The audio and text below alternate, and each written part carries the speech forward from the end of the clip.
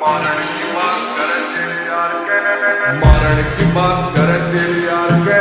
औकात बार है छोरा राव साहब के, मजाक थोड़ी है रह जोन सा बीमार बेटा हाथ लावेगा साला पछताएगा ना सुखी पावेगा। सुन कान बोल गए ओ गुलामी ना होवे देख किसे साले की, सुन तेरे यार राव साहब के।